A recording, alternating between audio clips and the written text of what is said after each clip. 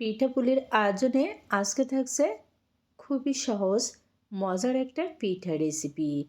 ভিতরটা রসে ভরা আর বাহিরটা মুচমুচে, খেতে অসাধারণ। আসসালামু আলাইকুম বন্ধুরা, সকলকে ওয়েলকাম জানাচ্ছি আমার চ্যানেলে। আটা আর চাউলের গুঁড়ো দিয়ে তৈরি করে নিয়েছি আজকের এই ভাজা তেলে ভাজা পুলি পিঠা রেসিপি। খেতে যেমন তেমনি তৈরি করাও কিন্তু একেবারে সহজ। তো আমার মনে হয় তোমাদের কাছেও আমার আজকের রেসিপিটা খুবই ভালো লাগবে। তাহলে চলো দেখে নিই কীভাবে পিঠাটা তৈরি করছি।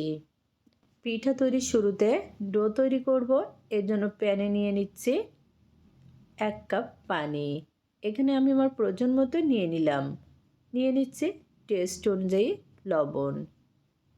পানি ভালো করে জাল করে নিব, অর্থাৎ পানি ফুটে ওঠা পর্যন্ত ওয়েট করব। দেখো পানি কিন্তু ফুটতে শুরু করেছে। এখন নিয়ে নিচ্ছি শুকনো চাউলের গুঁড়ো 200 গ্রাম। এরকম অল্প অল্প করে গুঁড়ো দিয়ে মিশিয়ে নিতে হবে। আর নিয়ে নিচ্ছি 100 গ্রামের থেকে একটু বেশি আটা। আর হ্যাঁ বন্ধুরা, আমি এখানে আটা নিয়েছি, তোমরা চাইলে কিন্তু আটার পরিবর্তে ময়দা নিতে পারো। আর একটা কথা হচ্ছে, শুকনো চাউলের গুঁড়োর সাথে যদি এরকম আটা ময়দা দেওয়া হয় তাহলে কিন্তু এই পিঠাটা যেরকম মুসমুসে হয় তেমনি কিন্তু খেতেও বেশ ভালোই হয়। তাছাড়া ডোটাও অনেক বেশি সফট হয়ে থাকে। দেখো খুবই ভালো করে মিশিয়ে নিয়েছি, আর সেই সাথে ডোটাও কিন্তু ফাইনালি তৈরি হয়ে গেছে। একটা থালায় নামিয়ে নিচ্ছি ঠান্ডা করার জন্য। পিঠাটা যদি ভালোভাবে তৈরি করতে চাও তাহলে কিন্তু ডোটা অবশ্যই পারফেক্টভাবে তৈরি করতে হবে। থালায় নিয়ে আমি 5 মিনিটের জন্য ঢেকে রেস্টে রেখে দিচ্ছি। এখন পুর তৈরি করব, এর জন্য প্যানে নিয়ে নিচ্ছি 1 কাপ নারকেল কুড়ানো, প্রায় 200 গ্রাম আখের গুড়। এখানে আমি আখের গুড় নিয়েছি, তোমরা চাইলে খেজুরের গুড় কিংবা চিনিও নিতে পারো। 1 চিমটি লবণ, 2টি এলাচ। এখন এরকম অনবরত নেড়ে চেড়ে পুর তৈরি করে নিচ্ছি। আর হ্যাঁ, পুর তৈরির সময় কিন্তু চুলার আঁচটা মিডিয়াম টু লোতে রাখতে হবে। দেখো আমার পুরটা কিন্তু তৈরি করে নেওয়া হয়ে গেছে। এরকম একটু নরম থাকতে নামিয়ে নিব, কারণ যখন ঠান্ডা হয়ে যাবে তখন শক্ত হয়ে যাবে। আর এদিকে ডো কিন্তু ভালোভাবে সেট হয়ে গেছে আর একটু ঠান্ডা হয়ে গেছে। কুসুম গরম অবস্থায় মথে নিচ্ছি। ডো কিন্তু সবসময় কুসুম গরম অবস্থায় মথে নিতে হয়, কারণ যখন ঠান্ডা হয়ে যায় তখন একেবারে শক্ত হয়ে যায়, ভালোভাবে মাখিয়ে নেওয়া যায় না। ফাইনালি ডোটা রেডি। এখন এখান থেকে লেচি কেটে নিচ্ছি। একটু বড় বড় সাইজের লেচি কেটে নিচ্ছি, এতে করে একসাথে 2টা পিঠা তৈরি করে নেওয়া যাবে। একটা বড় সাইজের লেচি বোর্ডে নিয়ে সামান্য গুঁড়ো ছিটিয়ে দিয়ে এখন রুটি বেলে নিচ্ছি। শীতের সময় কিন্তু এই পিঠাটা খেতে বেশ মজার, বিশেষ করে গরম গরম। দেখো আমার রুটিটা কিন্তু বেলে নেওয়া হয়ে গেছে। বড় সাইজের একটা রুটি বেলে নিয়েছি। এই রুটি কিন্তু খুব বেশি পাতলা হবে না, একটু পুরু হবে। সবগুলো রুটি এভাবে বেলে নিয়েছি। রুটি যদি আগে থেকে এরকম বেলে না হয় তাহলে কিন্তু পিঠাগুলা খুবই অল্প সময়ে তৈরি করে নেওয়া যাবে।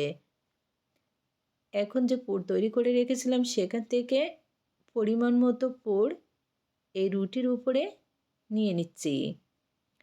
যেহেতু একটা রুটি দিয়ে 2টা পিঠা তৈরি করব, এর জন্য 2 সাইডে পুর দিয়ে দিচ্ছি। আর হ্যাঁ বন্ধুরা, আজকের এই পিঠাটা আমি আমার পছন্দ মতো ডিজাইন দিয়ে তৈরি করছি। তোমাদের যদি ভালো লাগে তাহলে এভাবে তৈরি করে দেখতে পারো। আর এখানে পুর কিন্তু এরকম পরিমাণ মতো দিতে হবে। এখন একই সাইজের আরেকটা রুটি উপরে দিয়ে ঢেকে দিলাম। এখন এরকম একটু পিঠার চারপাশটা চেপে নিব।